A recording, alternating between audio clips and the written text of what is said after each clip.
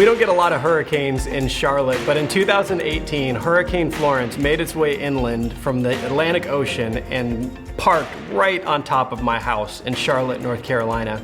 A couple of trees went down in the backyard, and I realized that I had a pretty big project ahead of me. I needed to go find a chainsaw. So I went to one of my neighbors and I was like, hey, where's the best place for me to go get a chainsaw? And he said, oh, easy.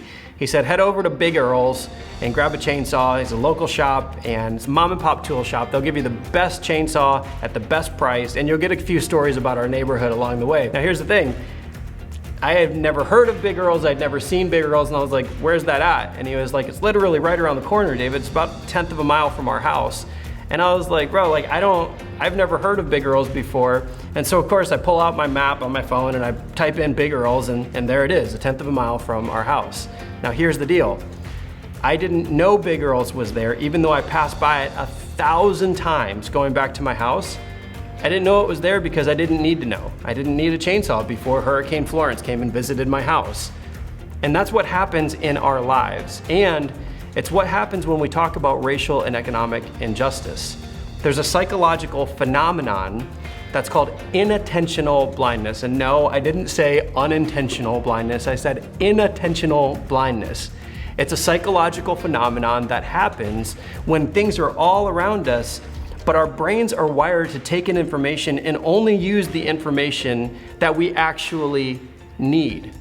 So if you come from a background where you haven't had to recognize the trauma and the pain that is associated with racial and economic injustice, the reason that you may not be familiar with it isn't that you haven't seen it, it's that you haven't had to access it. Now, inattentional blindness is eliminated when we become aware of something. And that's what relationships do. Our relationships with people across dividing lines, from cultures and from communities that are different economically and racially than us, we start to see each other. We start to feel with each other. We can learn to celebrate and grieve and live life together. We begin to see the beauty of God across dividing lines. Now, if you are somebody that is watching this and you want to know, how do we do this? Just be really intentional about the relationships that fill your world. Be really intentional about the things that you're reading, intentional about the way that you're praying, and God will start to open up your eyes.